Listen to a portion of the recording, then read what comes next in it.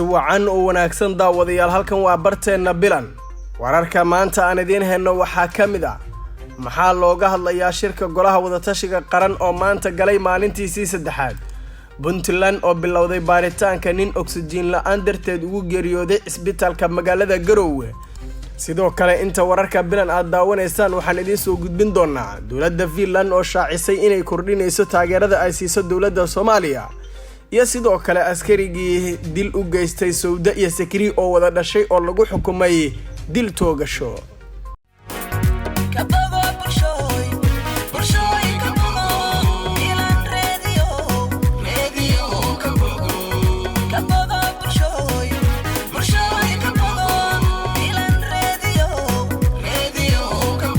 intaas waxay ahaayeen qaar ka mid ah qodobada wararka maanta aan idin hayno u diyaar garooba isagii oo dhameystiran maxaa looga hadlayaa shirka golaha wadatashiga qaran oo maanta galay maalintiisii saddexaad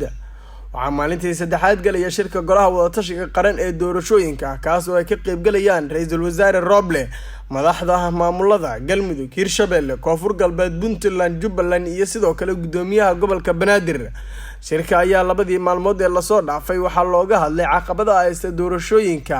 iyo sidii looga gudbi karo waxaana shalay shirka ku soo biiray qaybo kamid ah wakiilo ka socday beesha caalamka iyo midowga musharaxiinta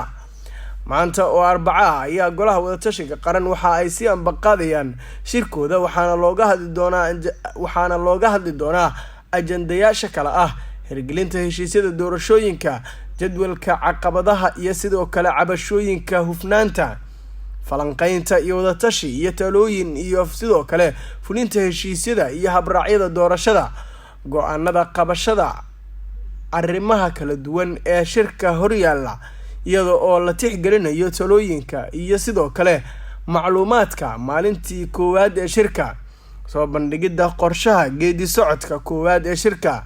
dawladnimada xilliga kala guur ugu dambeyn gelinka dambe ee maanta ayaa la filayaa in la soo gabagabeeyo isla markaana laga soo saaro war murtiyeed ku saabsan qorshaha geedi socodka dhismaha dawladnimada xilliga kala guurka ee la xiriira doorashooyinka Soomaaliya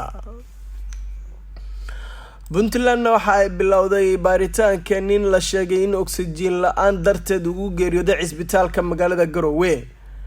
kadib markii baraha bulshada lagu baahiyay mid kamid ah injineerada shirkadda Nucwo oo u geeriyooday oxygen loo diiday in lagu xiro xilli uu lagu dabiibayay isbitaalka guud ee magaalada Garowe ayaa warkaas waxa ka jawaabtay wasaaradda caafimaadka ee Puntland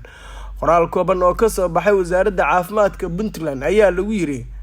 qoraalka hoos ku xusan hadii sida ay u qoran tahay ay jirto wasaaradda caafimaadka Puntland waxay si degdeg ah uga howlgali doontaa baaritaanka waxayna u saari doontaa guddi heerkiisu sareeyo oo xog dhameystiran ka keena warbixinta iyo baaritaanka guddiga ay sameeyaan waxa la wadaagi doonaa bulshada Puntland waxayna u gudbi doontaa laamaha ku shaqada leh marna wasaaradda caafimaadka Puntland ma aqbali doonto in muwaadin xaalad caafimaad u yimid mid kamid ah xarumaha dawliga ah in si dayac ah ama mas'uuliyad daro ah uu u dhinto ama uu u waayo adeeg uu u baahnaa injineerka ku geeriyooday isbitaalka magaalada Garowe ayaa waxa la sheegay in uu qabay cudurka xanuunka COVID-19 waxaana Amir Zaquni oo kamid ah wariyaasha ka howlgala magaalada Garowe uu sheegay in lagu xujeeyay injineerka inuu bixiyo lacag dhan $40 Mareykanka ah balse qoyskiisa xilligaas aysan haynin sidaas darteedna loo diiday oxygenka warka lagu qoray baraha bulshada ayaa u qornaa sidan mid kamid ah injineerada shirkadda Nucwo ayaa u geeriyooday oxygen loo diiday in lagu xiro xilli lagu dabiibay isbitaalka guud ee Garowe marxuumka ayaa u geeriyooday oxygen qiimihiisu gaarayay $40 taas oo ku qasabtay in ehelkiisu ay bixin waayaan xilli saqdhexe maadaama ay ahayd waxaana ehelku codsadeen in lagu sii xiro lacagtana ay raadiyaan taasna ay sababtay in injineerka geeriyooday isagoo oo ku hadaaqaya oxygen qoyska marxuumka ayaa duubay video naxdin leh xilliga ay nafta si silca uga sii baxaysay injineerka oo COVID-19 iyo sidoo kale oxygen la'aan sababtiisa geeridiisu ay noqotay ugu dambeyntiina dawladda Finland waxa ay shaacisay inay kordhinayso taageerada ay siiso dawladda Soomaaliya wasiirka arrimaha dibadda iyo iskaashiga caalamiga ee Soomaaliya Cabdirashiid Muuse Cali ayaa qadka telefoonka kula hadlay dhigiisa arrimaha dibadda ee dalka Finland. Labada wasiir ayaa waxa ay ka wada hadleen xoojinta xiriirka iyo iskaashiga walaalnimo ee ka dhaxeeya labada dal, isaga oo wasiir Cabdirashiid Muuse Cali uga mahad celiyay dowladda Finland taageerada ay siisay dowladda Soomaaliya. dhankiisa wasiirka arrimaha dibadda ee dalka Finland ayaa sheegay in dowladda ay kordhin doonto taageerada ay siisay dowladda Soomaaliya lana dardargelin doono.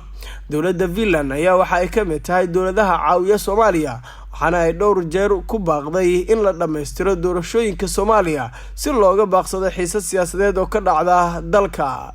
guud ahaan warkii aad ka daawanayseen barteena Facebook-ga ee Bilan Radio waa naga intaas daawada aad ku maasan tahay daawashada muuqaalkan. haddii aad nala joogto ilaa iyo dhamaadka, nabadgelyo.